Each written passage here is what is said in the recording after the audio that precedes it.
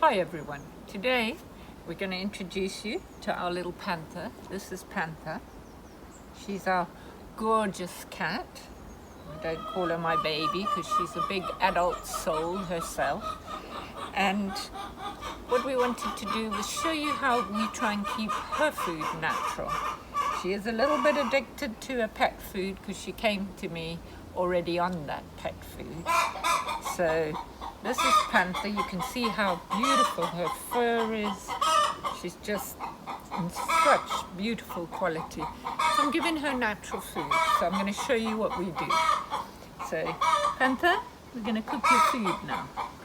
We'll put you down here. She'll probably hang around with us. Lovely chickens over there today. So what my first ingredient is, and I'll take you over here and show you where I pick it. So I've shown you before where my seeds just start sprouting. So I usually get her some softish spinach. So this is spinach here.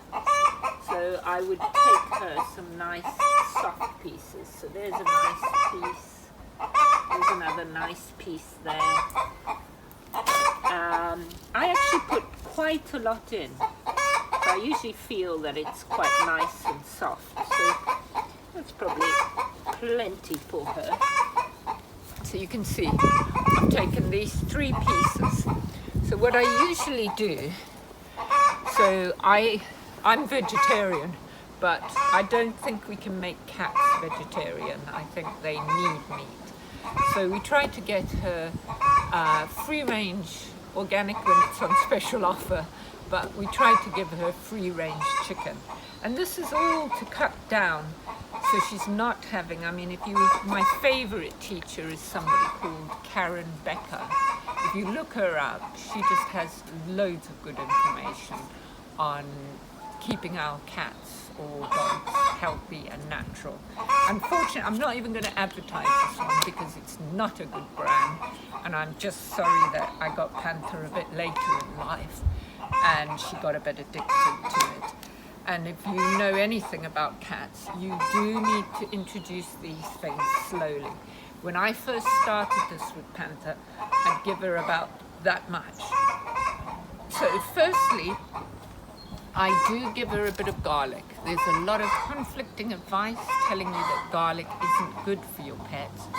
But if I go and give her a whole bulb of garlic, it's not good for them. But what I usually do is I will take a piece of garlic and I'll chop maybe that much off. So it's not a lot.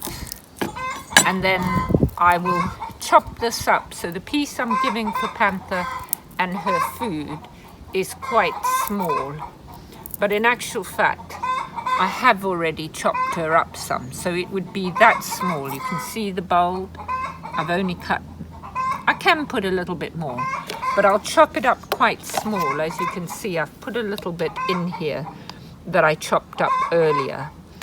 And then so I would take her spinach. I do like to make sure it's clean and no bugs on it. I don't think she likes this part as much as the other, so I might break that off and put it in my compost.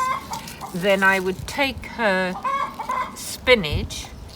I'm just giving it a bit of a crisscross cut just because this knife is nice and sharp. But to get it ready for Panther, I literally take the chopper, and this is a good sharp big knife. In fact, I do find this one better just to get the bit smaller, and then the big one helps me really trim it down. So I will go in here, get it a bit smaller, and then I just start chopping it. This is a lovely good knife that I actually got. I'll just put this garlic over here for now. But this was a good knife that I got from the Chinese shop. So when I chop Panther's spinach into her food, it will be, I kind of make it quite small because if you notice, cats and dogs, they do go out and eat greens themselves. And as I showed you, you have to introduce cats to something very slowly. They are fussy eaters. And and you can't rush them. So even the garlic, I put less than that to stop. But the garlic I'm actually doing to stop the fleas and other bugs getting on her. I also use, what is it called? Yeast extract flakes. They tend to be very good for stopping cats getting fleas and things. I also use some oils. I use lavender and sandalwood if I think she's starting to get fleas or anything. But I really do cut that spinach up quite small for her food. I don't know, you know, I'd be as creative as you want. Do what you think, and don't worry if yours is not perfect, okay? So you can see how small I've got this. Sometimes I even make it smaller, but she's usually all right like that. So in here, I have actually made, as I told you, I try to use organic if I can get it at a price I can afford. We're living very simply. We don't have loads of money, but we have a good life. Or I try to get free range. So I'll take the spinach I've made, chuck it into Panther's food. I've sometimes put courgettes in, but if I'm doing, I try to stick to something because they're so fussy, cats. I also give her a bit of mushroom. So I'd take maybe that much mushroom. I don't put the whole mushroom. And then I go and do exactly the same as what I've just done.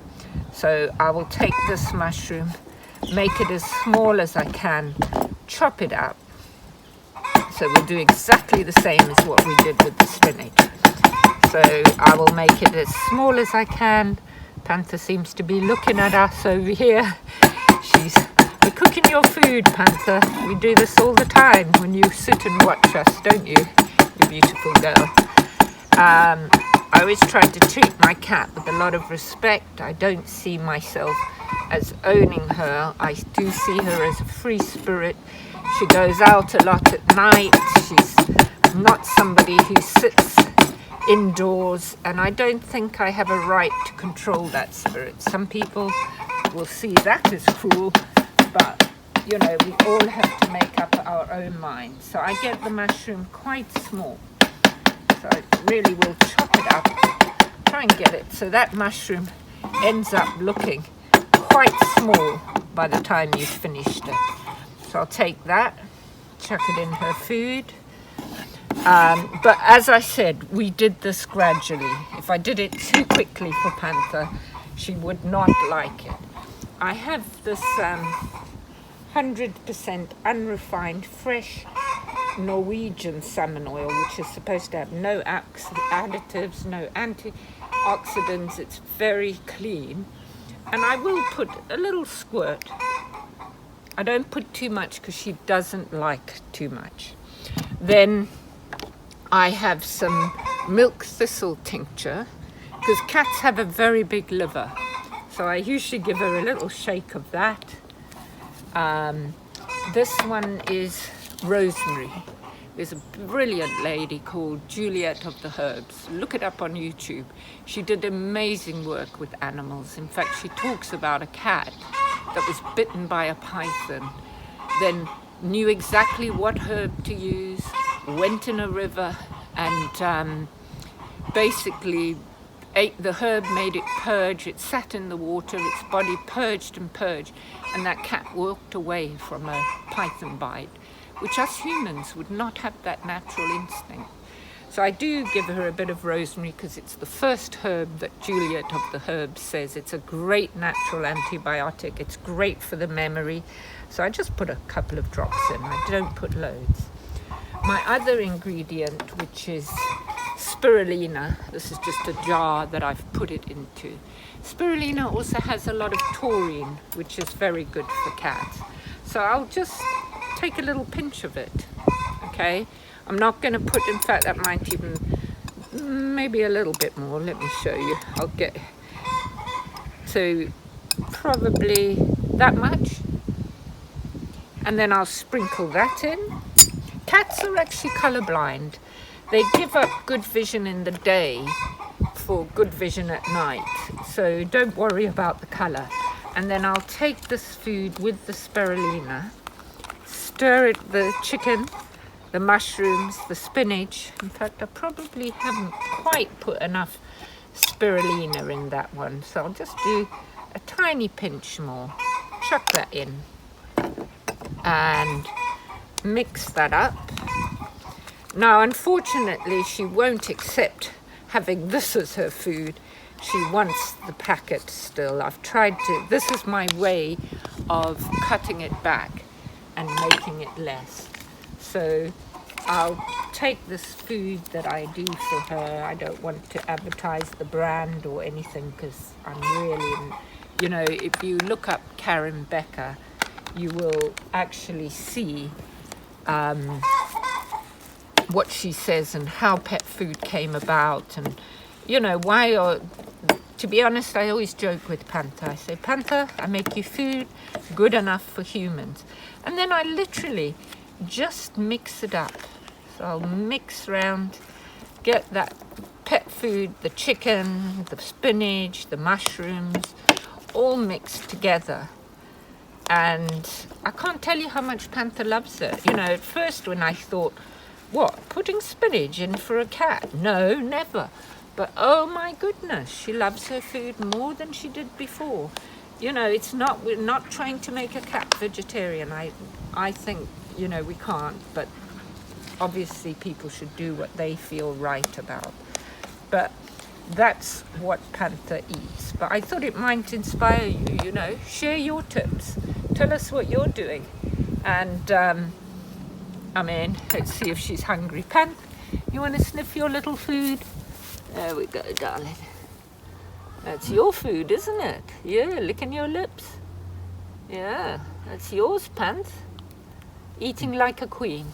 Anyway, let's look, she's licking her lips. We'll probably have to go in and give her some now. But let's say bye-bye to Panther. Come along, Panther.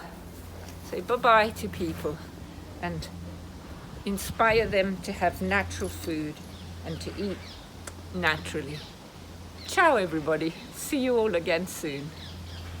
Keep feeding your pets as natural as you can. Bye for now.